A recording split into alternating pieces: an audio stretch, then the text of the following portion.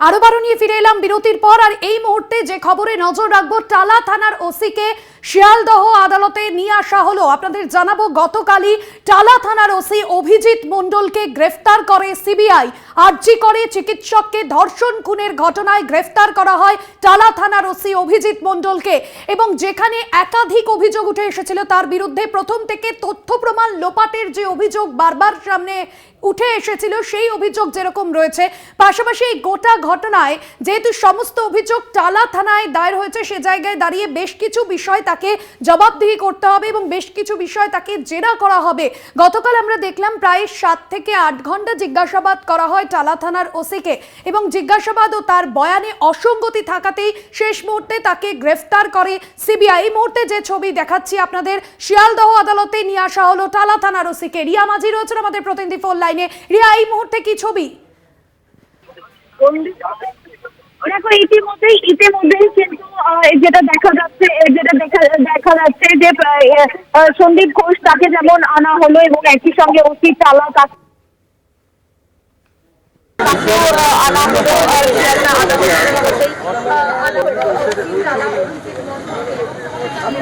যেই কারণে সেটা হচ্ছে যে বেশ কিছু জিনিস মিসিং রয়েছে। যে প্রথম দিনই সুপ্রিম কোর্টে যেমনটা বলা হয়েছিল যে অল্টার্ড হয়েছে, ক্রাইম সিন অল্টার্ড করা হয়েছে, এবং পাশাপাশি যে প্রসেস মেনে পোস্টমর্টম করা হয়েছে সেখানেও বেশ কিছু মিসলিড রয়েছে, বেশ কিছু প্রসেসিং এ গড়মিল রয়েছে। একদমই রিয়া, তুমি আমাদের সঙ্গে থাকো রিয়া।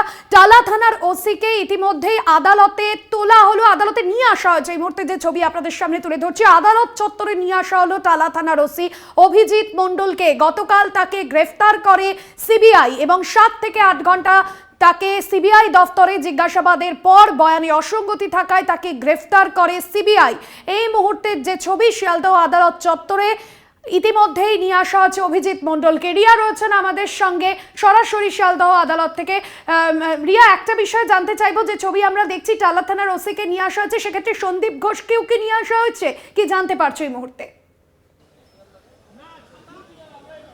একদমই, দেখো কিছুক্ষণ আগে যে প্রিজন ভ্যানটা ঢুকলো সেখানে সন্দীপ ঘোষকে আনা হয়েছে, এবং পরবর্তী যে গাড়িগুলো ঢুকলো সেখানে কিন্তু অভিজিৎ মণ্ডল ওসি টালা, যাকে বিআর সিং এ তার মেডিকেল করানো হচ্ছিল, সেখান থেকে বার করে নিয়ে আসা হলো এই শিয়ালদা আদালতে। এবং তোমাকে জানিয়ে রাখবো যে মূলত যেই দুজনকেই গতকালকে সিবিআই এর স্পেশাল ক্রাইম ব্রাঞ্চের আধিকারিকরা গ্রেপ্তার করেছে। সন্দীপ ঘোষকে সোন অ্যারেস্ট দেখানো হয়েছে যেহেতু জেল থেকে গ্রেপ্তার করা হয়েছে, এবং পাশাপাশি এই অভিজিৎ মণ্ডল, তাকে গতকালকে দীর্ঘ জিজ্ঞাসাবাদ এবং সেই জিজ্ঞাসাবাদের পরেই কিন্তু গ্রেপ্তার করা হয়েছে এই অভিজিৎ মণ্ডলকে। মূলত কেন তাকে গ্রেপ্তার করা হয়েছে, যে প্রশ্ন বারংবার উঠছে, যে যেখানে সুপ্রিম কোর্টে প্রথম দিন হিয়ারিং এ সেখানে জানা গিয়েছিল বা সেখানে শোনা গিয়েছিল যে সেখানে বলা হয়েছিল সিবিআই এর তরফ থেকে যে ক্রাইম সিন অল্টার্ড। এই কথাটা কিন্তু অত্যন্ত গুরুত্বপূর্ণ, কারণ ক্রাইম সিন যদি অল্টার হয় সেক্ষেত্রে কারা অল্টার করেছে, সেক্ষেত্রে কি কলকাতা পুলিশের দিকেই কি তার আঙুলটা দেখিয়েছিল সিবিআই, সেই প্রশ্ন কিন্তু ইতিমধ্যেই উঠতে আরম্ভ করেছে।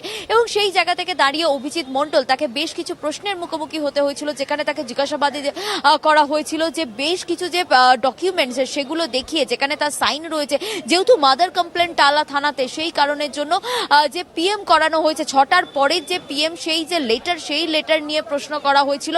সেখানে বলা হয়েছিল যে এই যে লেটার যেটা ওসি টালার তরফ থেকে গিয়েছে, সেই যে লেটারে কেন এত তড়িঘড়ি করে পিএম করানো হলো। এবং শেষ যে হিয়ারিং করা হয়েছে সেখানে বলা হয়েছিল, শেষ হিয়ারিং এ বলা হয়েছিল যে তাকে, অর্থাৎ এই সন্দীপ, এই অভিজিৎ মণ্ডল এবং সন্দীপ ঘোষ, তাদেরকে যে গতকালকে শোন অ্যারেস্ট একজনকে দেখানো হয়েছে, একজনকে গ্রেপ্তার করা হয়েছে। এবং সুপ্রিম কোর্টে যেমনটা তোমাকে বলছিলাম, যে সুপ্রিম কোর্টে বলা হয়েছে চালানের কথা, একটি যে বডি যখন পিএম এর জন্য যায় সেখানে একটি চালান থাকে, সেই চালান কিন্তু শেষ হিয়ারিং এ জানতে চায় বা সেখান থেকে চাই, আদালতের তরফ থেকে চাওয়া হয়, চিফ জাস্টিসের তরফ থেকে, কিন্তু সেই চালান সামনে আনতে পারেনি কলকাতা পুলিশ। তারা বলেছিলেন যে হলফনামা দিয়ে সেই বিষয়টা তারা সামনে আনবেন, কিন্তু তা এখনো সেটাও করা হয়নি। এবং এই যে একাধিক বিষয় এবং একাধিক তথ্য প্রমাণ যে মিসলিড করা হয়েছে, তথ্য প্রমাণ লোপাটেরও অভিযোগ দেওয়া হয়েছে এই অভিজিৎ মণ্ডলের বিরুদ্ধে, এবং সেই কারণেই কিন্তু মূলত তাকে গ্রেপ্তার করা হয়েছে। এবং বারংবার যে প্রশ্নটা সিবিআই আধিকারিকরা তাকে করেছেন যে কার নির্দেশে তিনি এই কাজ করেছেন, আদেও কি কারোর নির্দেশে করেছেন, তার নাকি তিনি নিজে থেকে করেছেন, এই সমস্ত বিষয়ে যখন তাকে জিজ্ঞাসাবাদ করা হয় তিনি কিন্তু কোনো রকম সদুত্তর দিতে পারেনি বলে এমনটাই সিবিআই সূত্রে খবর, এবং সেই কারণের জন্যই এই টালা থানার ওসি অভিজিৎ মণ্ডলকে অবশেষে গ্রেপ্তার করে সিবিআই বলে এমনটাই জানা যাচ্ছে। একদমই রিয়া, ধন্যবাদ জানাবো। সরাসরি ছিলেন শিয়ালদহ আদালত চত্বর থেকে আমাদের প্রতিনিধি রিয়া মাঝি। শিয়ালদহ আদালতে পেশ করা হয় অভিজিৎ মণ্ডলকে এবং প্রথমে নিয়ে আসা হয় আরজি করের প্রাক্তন অধ্যক্ষ সন্দীপ ঘোষকে। প্রথম যে প্রেজেন্ট ভ্যান ঢোকে শিয়ালদহ আদালতে এবং পরবর্তীতে নিয়ে আসা হয় অভিজিৎ মণ্ডলকে। শিয়ালদহ আদালতে পেশ করা হয় টালা থানার ওসি অভিজিৎ মণ্ডল। গতকালই আরজি করে চিকিৎসক ধর্ষণ খুনের ঘটনায় আরজি করে প্রাক্তন অধ্যক্ষ সন্দীপ ঘোষকে গ্রেফতার করা হয় প্রেসিডেন্সি সংশোধনাগার থেকে। আজ তাকে শিয়ালদহ আদালতে নিয়ে আসা হলো। অন্যদিকে সিজিও কমপ্লেক্স থেকে নিয়ে আসা হলো সন্দীপ ঘোষকে। টালা থানার ওসিকেও যেরকম নিয়ে আসা হচ্ছে, মাফ করবেন, টালা থানার ওসি অভিজিৎ মণ্ডলকে নিয়ে আসা হয় সিজিও কমপ্লেক্স থেকে।